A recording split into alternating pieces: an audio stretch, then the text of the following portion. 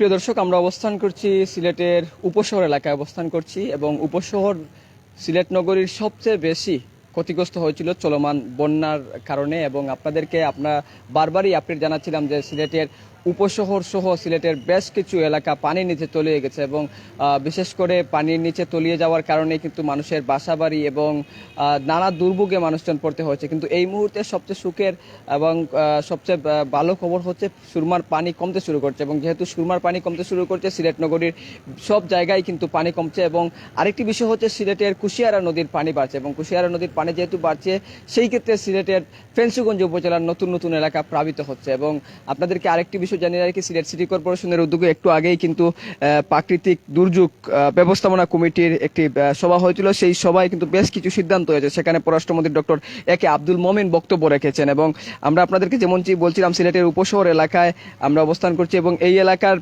যেই জায়গাটিতে আমরা অবস্থান করছি সেটি পুরোটাই কিন্তু পানিতে বেসে গিয়েছিল। আমরা এখানকার একজন খুদে শিক্ষার্থী, অর্থাৎ স্কুল পড়ুয়া শিক্ষার্থীর সঙ্গে কথা বলার চেষ্টা করব। বাসায় পানি ছিল তোমাদের? আসসালামু আলাইকুম।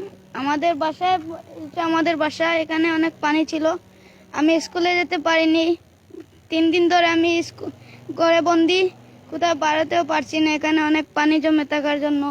এখন আল্লাহর রহমতে পানি কমেছে আমাদের বাসার বাইরে, তো আমরা এখন একটু হাঁটতে পারছি। এইটা আমাদের বক্তব্য। অনেক ধন্যবাদ।